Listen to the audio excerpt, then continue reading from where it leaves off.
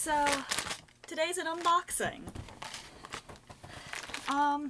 Yeah, I ordered some lace making stuff, which it's been a little while. The last thing I ordered was the Tenerife kits through the local lace guild. And by local, I mean like 50, 75 miles away. 2-hour drive. Anyway, so yeah. So first off, we have these Clover thimbles. I thought it would be nice because holding the shuttle and not shuttle, I've been getting into needle tatting more lately because I need to give my hand some diversity in what it's doing, because if it's just constantly just the shuttle, I'm noticing that I'm starting to have some hand pains. Turning off the AC so that way we don't have a bunch of background noise. Turn off. Anyway, and, so I figured this would be very nice. Let's see how they fit. So, I'm 5'9", and I think I have like pretty average sized hands. Okay, so this doesn't go over the thumb. Index finger, it's great. This is a little looser. So there are 2 for the index finger. That's kind of a bummer. That's also, I thought, did I think these were going to be longer? I don't remember. But when you're going like, I don't know, I'm not making that the hand gesture for shuttle tatting. I don't know what I'm doing. So anyway, that's these little silicone rubber thimbles. Then I got, so I don't buy Clover stuff that often because it is really expensive, at least here in the United States. And I've been lusting after these for a hot minute. Sure, I could design something up in 3D print. Okay, wow, this has a beefy instruction manual. Hello. Ooh, multiple languages. Okay. Threads for tatting, picot comb. Okay, so this is the large, so it's saying to use size 10 to 50 thread. Now, what brand that's talking about is up for debate. Oh, cool. So they have the same card for large and small.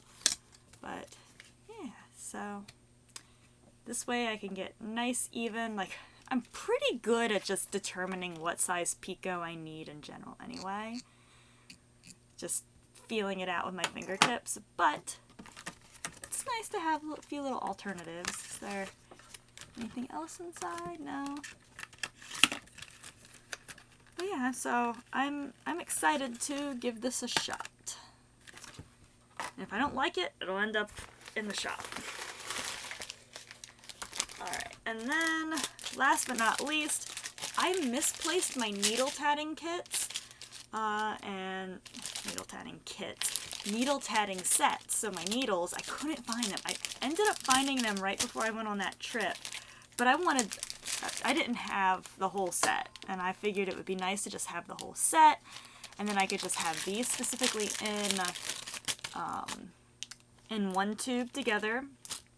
And then I could have the other needles just loose, and if I'm teaching someone how to shuttle tat and they're really, really having a hard time and they're on the verge of giving up, like forever and just not trying anymore, because needle tatting is a lot harder than shuttle tatting.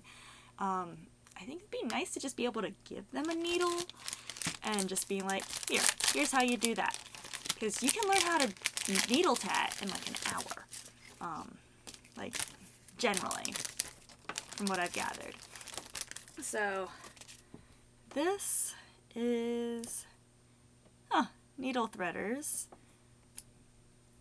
Well, that's a beefy one. Not really beefy, but like big. Ooh. Handy Hands Incorporated. It's a neat little thing. Yeah, let's go ahead and check these for quality, because while I usually have really, really good luck with Handy Hands products, I have gone to a store and bought a shuttle It was one of those that has like the round, like the bobbin, but it's like got the little gears, so it's clicky clicky. And the hook on that shuttle is garbage. So now I'm just very paranoid. Okay, no burrs, very clean, very nice. So that's that set. Very nice. Oh, it has instructions inside. Instructions for basket flowers. Flowers but no basket. Trace design on the card, tint with colored pencils, embellished with tatted flowers. Okay, so in the latest IOLI newsletter, oh, what was her name? She had a whole thing about using like scraps and like failed attempts and imperfect little motifs and little testing things and just gluing them to cards and using them as decoration and sending that to people, and people think they've got something super special when they're really just getting your rejects. So, alright. And then another needle threader with a cutter. So, I actually bought the Red Hearts one, super excited to use it, and I got it for a flight because I'm like, okay, I won't be able to use scissors on the plane. But then turn around, and when my partner and I were packing, I looked it up, and it said that scissors under a certain size were allowed, which my embroidery scissors fit the bill. And then I don't know exactly how they worded it, but the TSA, this type of thing isn't allowed. I guess because of the blade, and you could somehow break it and use it somehow. Seems a lot easier just to use scissors, but if you really want to hurt someone. But that's... Who am I to question the judgment of the TSA? Ooh, these are big! So these are for the really thick threads. And by thick threads, like pretty well yarn. Yeah, basic yarn set. So let's see.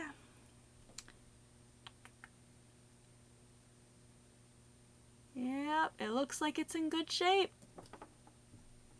No weird sharp edges that are gonna cut things constantly. I bet you could use this to put your hair up.